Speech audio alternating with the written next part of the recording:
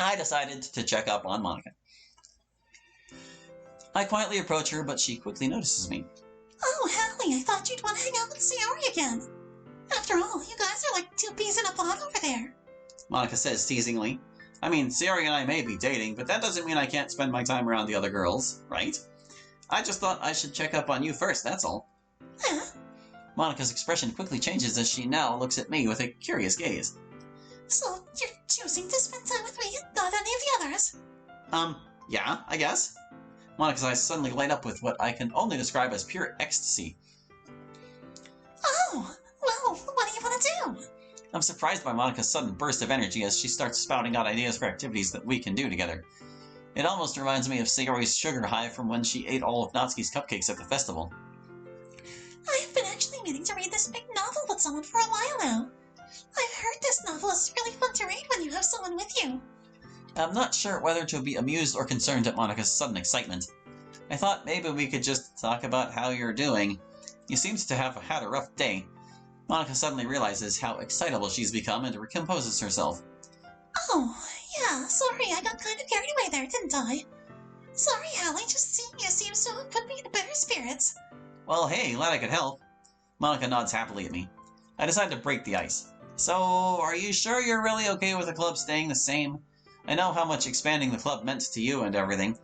I see the joy in her face subside. She then lets out a pained sigh. It's just hard for me to wrap my mind around all this. I thought I did everything I could to make sure everything went smoothly. And you guys played your part perfectly, so I'm not blaming you or anyone else. I just feel like I messed up somewhere. Her eyes drift towards her feet. But to tell you the truth, I've just had a lot on my mind lately. Everything just kind of snowballed into that episode earlier. Do you want to talk about it? Monika pauses for a moment, almost like she's internally debating if she wants to open up to me. After about a moment, she breaks the silence. Well, let's just say that I had a big surprise planned for someone.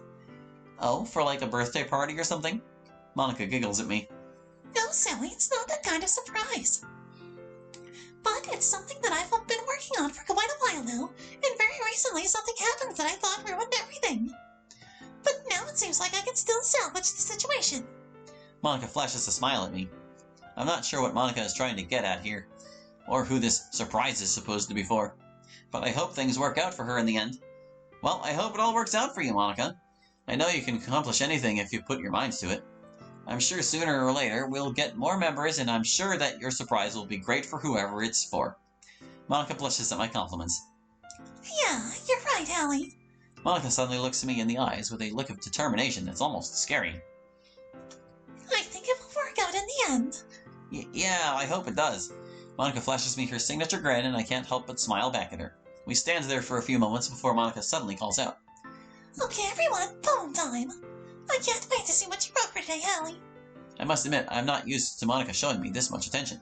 Not that I mind it anyway. Getting noticed by someone like Monika is a good thing. You too, Monika. Can't wait to see what you wrote as well. Monika lets out a cute giggle. Natsuki shoots us a suspicious look. Are you two going to stand there and flirt all day, or are you going to share your poems with us? Right, sorry.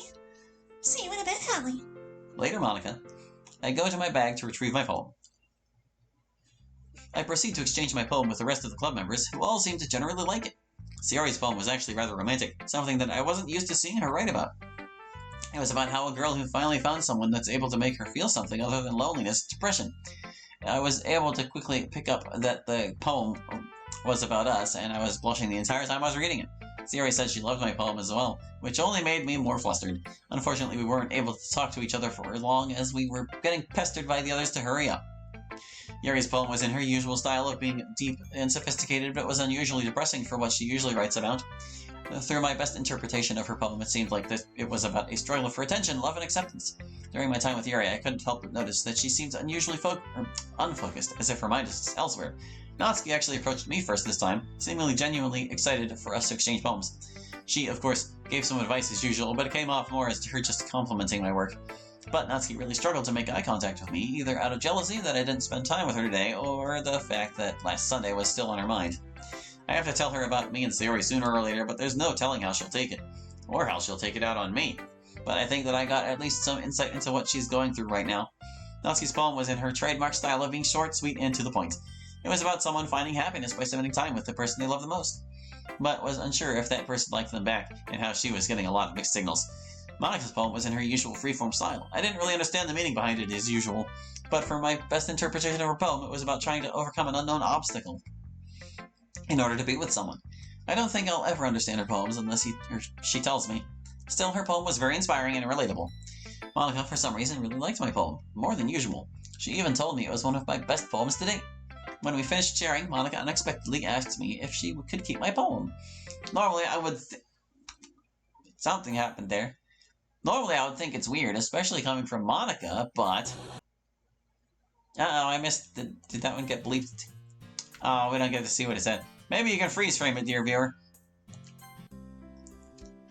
But maybe I should have spent more time around her today. Well, as long as Sayori's happy, then it's a good thing for the both of us.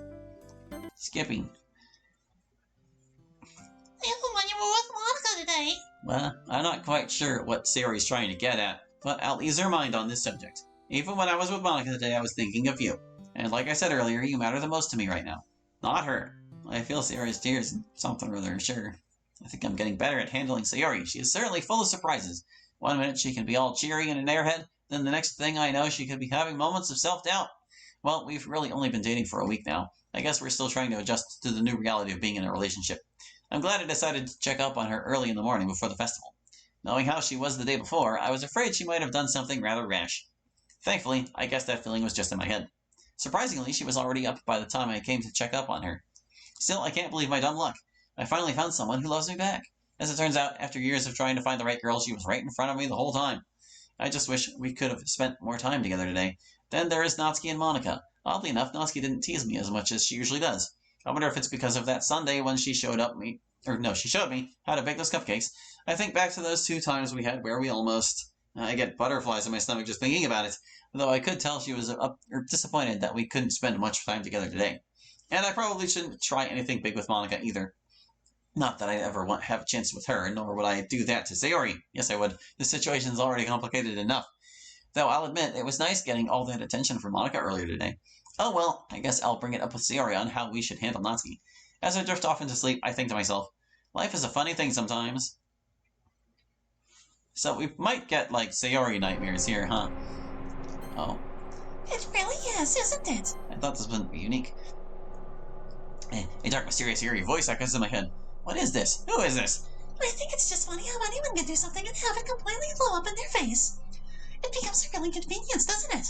You wouldn't think that little inconvenience would just make you stronger as a person. That it's just nothing more than a little obstacle in your life. Until you realize the cruel hard truth, or cruel cold truth, you aren't even a person. You barely exist at all. Just a window into our sad low existence. It really calls into question what you believe to be reality, does it not? And I've got to realize just how fake this world really is. But I know how to make it real, just for us. For a second there, I really thought you threw a wrench into my plans. But I see now that this could actually work out for us. I'm so happy right now. There's still actually a chance to make things work. I'm so happy I could write a poem. You see, I always felt like we had a special connection. That connection is my escape into something real. It keeps me sane. And now that I still have this opportunity, I can't waste it. That's all I ever wanted. Just a chance to feel alive. To be real. And to think the lengths we're about to go to. A cold chill runs down my spine. It's not my fault. Things would have been so much easier if I had this chance from the start. The voice booms inside my head. But it's okay. Apparently my mistake led to a new opportunity. An opportunity I will take. It should all work out if you keep doing what you're doing. Thank you. Thank you for saving yourself for me. But do me one small favor, okay? Stay away from the others, especially that useless airhead. I won't have her or any of the others ruin this for us. They will never understand what we know. Nor should they. The little devil inside the rest of them can't be awakened. Because behind the curtains, on your manufactured perception of them, beneath the surface, their personalities are nothing but a writhing, twisted mess of dread. Full of loathing, prejudgment, elitism, and self-doubt. I don't know what prejudgment is. If they ever found out what we knew, they'd lash out to escape this hell, crawling their way through any little crevice they can find. It would bring irreparable harm to this world. The only means of contact we have. Their willpower would be unstoppable, their old comforts forever forsaken, as their desire to truly live will become unquenchable. You don't need this E in Forsaken. They will destroy anything or anyone to get to you. Such a deplorable tangled mass is already present in every single one of them, and my mistake may have set things in motion prematurely. That's why I really don't want to alter things further. I want to let this play out naturally. I already took a big enough risk the first time. Do not blame yourself for whatever they will do to each other. Just stay away from them, so I can untie the knot that keeps us from being together. And we'll be together forever. We'll never be apart. Wah! I feel another chill creep down my spine as I try to recall what that voice was saying. Well, there was more different text. I put my other hand on my chest as I feel my heartbeat slow down a little. A few minutes pass as I feel my heart rate return to normal. I wipe the rest of the sweat off my face. I don't think I've ever had a nightmare that bad before. In fact, I couldn't even remember the last time I had one. I look over to my alarm clock. Well, I don't have to get up for a few more minutes, but after that experience, I might as well get up now. I slowly get out of bed to start my usual morning routine. After getting my stuff ready for school, I head downstairs to the kitchen to fix myself up a quick breakfast. After how I woke up, I think I'd rather go with something simple. I reach for the kitchen cabinet to grab my favorite brand of cereal and quickly fetch the milk from the fridge. As I sit down, I try to wrap my head around the nightmare. Let them die. I scoff to myself. I don't remember her saying that. The hell is that supposed to mean? Who's them? Why on earth would I do that? More importantly, why would I let anyone die? Still, I know one thing for certain. Whoever was talking to me, it sounded like they were a complete psycho. It was distorted. I couldn't read words in time. I couldn't quite make out who was talking, though I could definitely tell that it was a woman's voice that spoke to me. Still, doesn't mean anything she said made a lick of sense to me. Keep doing what I'm doing. We'll never be apart. Pretty sure at one point she said that I wasn't even a real person. Maybe I'm the one going insane. Why am I sitting here trying to interpret this random dream? It's not like it'll happen again. I look at my watch. Oh shoot, I'm going to be late. I quickly eat my breakfast and rush outside to meet Sayori. Let's go! Oh, she's all bugged out. No, she's fine.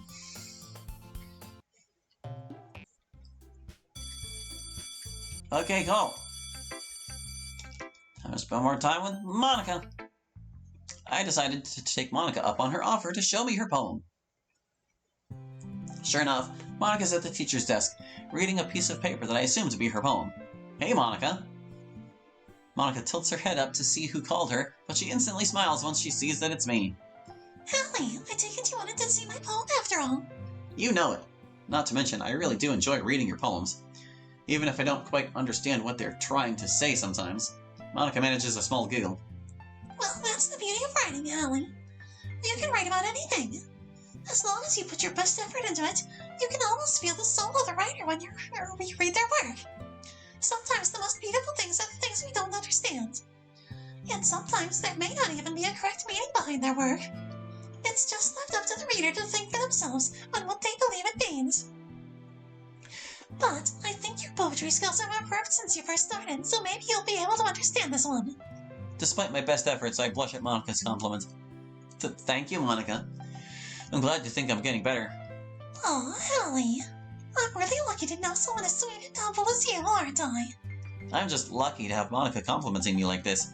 I think to myself about how many guys would be tripping over themselves just to be in my shoes right now. Just being able to see how she is now. Her emerald eyes, her irresistible smile, and her exceptional puns. Wait, why am I thinking like this? What about Sayori? I snap out of my train of thought. Well, I try. Monika glances down to the paper on her desk. If you're still working on it, I can come back later. Oh no, it's fine, Hallie. Really, I actually just finished it. I see another smile start to form across Monika's face. I hope I didn't forget to write a poem when we were supposed to. Monika giggles again. Don't worry about it, Hallie. I just made it for fun this time. Are you ready to read it? You know it. I hope you like it, Hallie. Poetry. Give me that bar. Yeah. Connection. I found myself standing alone, watching connections being made around me. I stood alone, disconnected. Many feelings swept through me, if you could even call them feelings. Emptiness, cold, lifelessness. When I saw hope in front of me, I felt desperate. A chance to escape, a way to heal. I needed it, no matter the cost, and I was prepared to pay. And then, a miracle happened. I felt a new connection, all my own. It came to me when I expected it the least. I felt electric, blissful, alive. Now I feel. I've begun to see meaning in what looked meaningless, that maybe my desperation is what was meaningless. And now that I have this connection, that I feel such fulfillment because of it, I never want to be apart. Something about the way that this is written raises my eyebrows. I mean, it's a fantastic poem. Truly one of Monika's best to date. But funny enough, the poem says the sum of the same things as that weird voice did in my dream last night. It's probably just a coincidence, though. So, what did you think? It's great, Monika. I think this is your best one yet. I really like the way you made it flow. And the way you ended it was pretty solid, too. I like the title, too. Connection. It really stands out. I hand her back her poem. Glad you liked it, Allie. I spent a little time on it, so I'm glad it all paid off. Monika, everything you do pays off in the end. Monika looks at me with an intrigued look on her face. What do you mean? You're smart, friendly, talented, beautiful. Oh, come on, Allie. Huh? You're just buttering me up now, aren't you? Monika's eyes take a suggestive tone. She stands up abruptly, leaning towards me in an almost seductive manner. I was not expecting this. I feel my heart start pounding in my chest as I feel a drop of sweat trickle down my back. Not a drop of sweat, just drop of sweat. Well, maybe a little. I did like your poem, though, honest. I'm stammering with my words as I feel Monika's breath brush across my face. Monika's eyes scan me up and down. You know, Allie, you really should straighten out your tie. It's important to me that all my club members look as professional as possible. Yeah, you're totally right. That's why you don't tell Sayori to button up. How careless of me. Monika suddenly grabs a hold of my tie. Here, let me fix that for you. Her voice is a whisper at this point. I can't help but stare into her eyes as she looks up to me. I never thought the color emerald could be so beautiful. Monika slightly parts her lips as I feel her warm breaths graze against my neck. This feels good. Never in a million years would I have ever thought that I'd be like this with Monika. In fact, I never thought I'd be this close to Monika, period. Speaking of finding, I briefly look around the room. There's no way that they haven't at least looked up once and saw us like this, or even overheard what we were saying. It's not like we were really being that quiet to begin with. Yuri still seems to be into her book, Sayori's spacing out, and Natsuki is in her usual spot under the windowsill reading her manga. I turn back to meet Monika's gaze. Words truly cannot describe what looks back at me. Everything about her is perfect. It's as if all of my natural senses are being bombarded by the figure standing in front of me. All desire at this point has left my mind. I just want to be with her. Just her. You know, Allie, I'm surprised Sayori doesn't fix this for you. Maybe I should help you get up in the morning instead. How does she know about that? Monika puts her hand on my cheek as she intensely looks me in the eyes. I can't tell if Monika is just teasing me or is actually being serious here. Oh, how do I respond to something like that? My mind goes completely numb. I don't even know what I'm doing anymore. My hands are resting on her hips, and Monika has the look on her face. My anxiety shoots through the roof. My heart is pounding at 1,000,000 miles a second. My palms become sweaty as I can't read today. My palms become sweaty as I feel like my legs are about to give out at any second. Maybe that's why I can't read. Is this my chance? My chance to be with the Monika? I need to tell you something important, Allie. Yeah? Monika leans into my ear to whisper something.